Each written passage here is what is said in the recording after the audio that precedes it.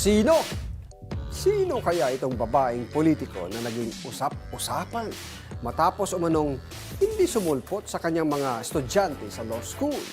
Ayon sa ating Polybird, nagsilbing profesor sa isang law school sa kanilang probinsya ang nasabing lady politician upang palawakin pa ang kanyang karanasan sa larangan ng abogasya. Sa simula raw ay masigla at masaya siyang nagtuturo, ngunit kinalaunan ay naging madalas ang kanyang pagliban dahil sa mga aktibidad ng kanilang maimpluwensyang political family.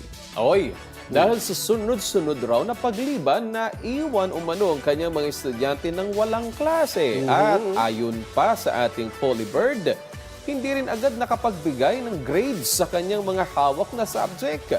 Kaya naman ang naging usap-usapan ang bigla ang pagkawala ng kanilang profesor sa loob ng isang semestre. Baka nahirapan si attorney Isang sem sa talaga pagtuturo. wala si attorney. Kawawa, lugi yung mga estudyante, bayad yung tuition fee naman. Oo. Pati siya, di ba? Kasi sabi, gusto niyang palawakin pa yung kanyang kaalaman sa law profession. Nahirapan. Oo. Pero ito yung clue, yung nasabing political lady politician ay kasapi ito. Ulitin natin, kasapi ng isang kilalang pamilyang politikal sa kanilang lalawigan. Saan kayang lalawig?